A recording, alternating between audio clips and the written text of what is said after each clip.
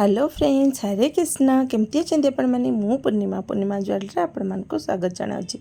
आज मुझे गोटे इवनिंग स्नैक रेसिपी नहीं आसी जहाँ छुआ ठू बड़ समस्ते खाक भल पाए। सी हूँ व्हाइट सॉस पास्ता, सी भी जीरो मैदार। चलतु स्टार्ट करवा। मुझे 2 कप पास्ता नहीं। ये पास्तार कलर आप देखी जापे येलो येलो देखा से आप जानवे जे एटा मैदार नुहे सुजीर पास्ता। जो पास्ता आणुंट व्हाइट कलर जो पास्ता आणुंट से हूँ मैदार, येलो कलर पास्ता सी हूँ सुजी। आपड़ एथटा पास्तार सिलेक्शन करेंगे। पानी को मु प्रथम गरम करदेली। गरम कलापर से 2 कप पास्ता, अल्प लुण आउ गोटे चामच हम तेल देकर ताकू सिझे दूची। लुण आउ तेल ये जे लुण भितर पास्ता भितर पशिज आउ तेल दबा द्वारा कौन हम लगनी।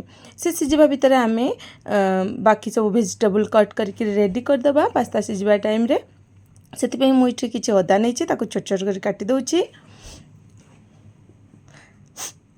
आपको जब अदा पसंद न स्किप करेंगे किंतु देले बहुत भल लगे। तापर किसी कंचा लंका को मुझे काटी नौची। यहाँ छोट छोट लंका आप देखिपे। यहाँ आमर ये जो कुंडरे मुझे लगे से गोल गोल छोट छोट लंका।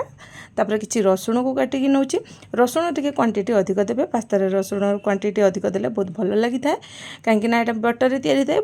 बटर आउ रसुण गुड फ्रेंड बड़ी तो ता टेस्ट बहुत भल आसी थाए। तापर मुझे किसी कैप्सिकम नहीं। मुझे रेड आउ ग्रीन कैप्सिकम नहीं। आपन पाखे जो कैप्सिकम अवेलेबल थी चाकू ने ताकू मुझे छोट छोट कर काटी देछि। केमती साइज काटुची आपन करके देखा। आपन को जो वेजिटेबल भल लगे से ऐड करेंगे, जोटा भल न लगे से स्किप करने। मो कतरे अवेलेबल थी वेजिटेबल गुड़ा देछि। आ सहित आप चाहिए एक्सट्रा हार्ड वेजिटेबल दे पारे। ये मुझे रेड कैप्सिकम को छोट छोट कर काटी नौची।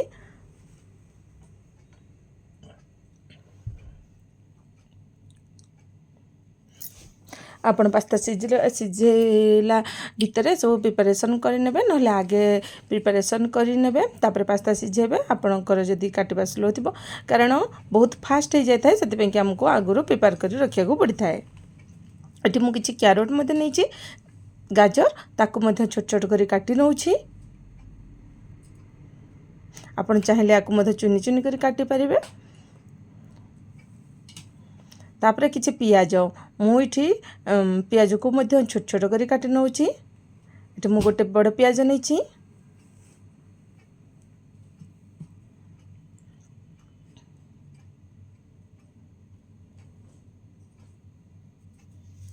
एठी मु नहीं कटा रसुण, कैप्सिकम, अदा, कंचा लंका, गाजर आउ पियाज, किसी ग्रीन मटर आउ किसी स्वीट कॉर्न नहीं। एटा मु फ्रोजेन स्वीट कॉर्न नहीं।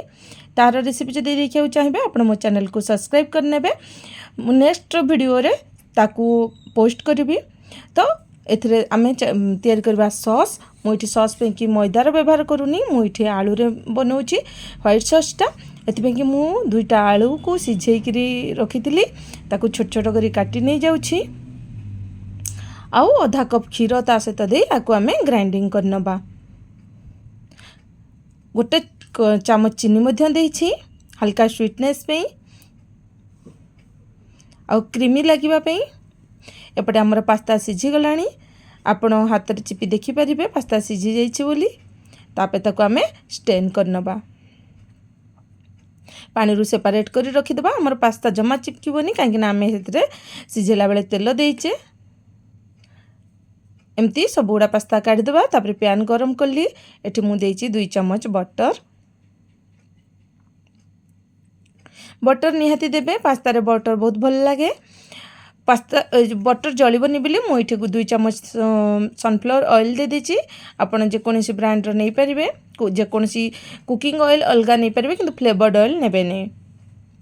ए सब मेल्ट होला परे मुझे प्रथम दे देछि कटा रसुण,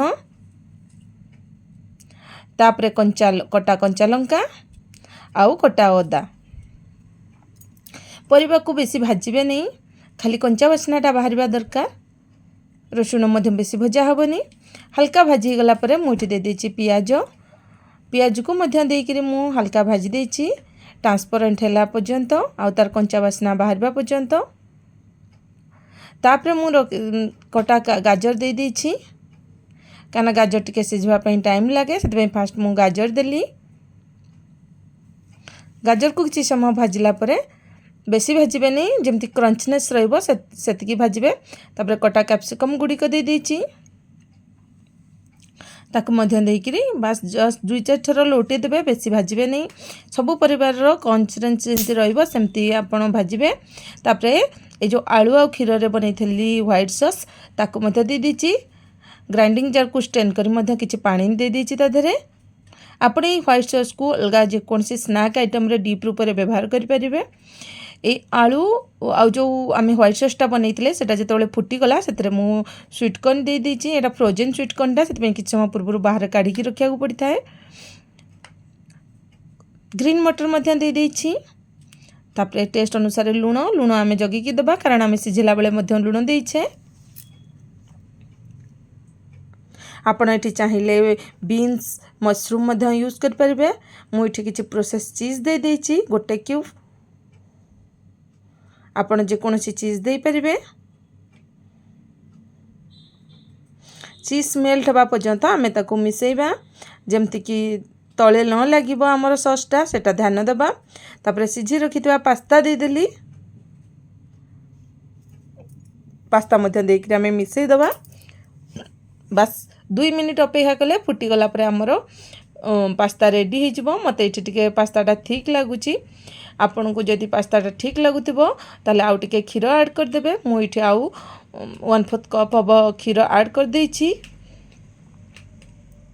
आपन देखि पथिबे पास्ता केते सुंदर देखा जाउछि। मार्केट रो पास्ता दबा अपेक्षा एटा हम आपन घरे बनै छोट पिला मन को दे परिबे। तापर एठी मु किछि पिज्जा सिजलिंग देछि। ओरिगेनो आ चिली फ्लेक्स एकाठी मिसेक मु एटा घरे तयारी करछि। आपन तार जदि रेसिपी देखिया चाहउछंती ताले मते कमेंट्स माध्यम रे कहिबे ता मध्ये मु आपन को करि कि देखेबी। लास्ट रे मु गोटे पीस बटर दे देछि ऊपर ग्लेजनेस आसीबा पई आ टिके चंकी देखा जिबा पई। तापर रेडी हे गला हमर व्हाइट सॉस पास्ता। देखंतु केते भल देखा जाउछि। एंजॉय करंतु। Thank you.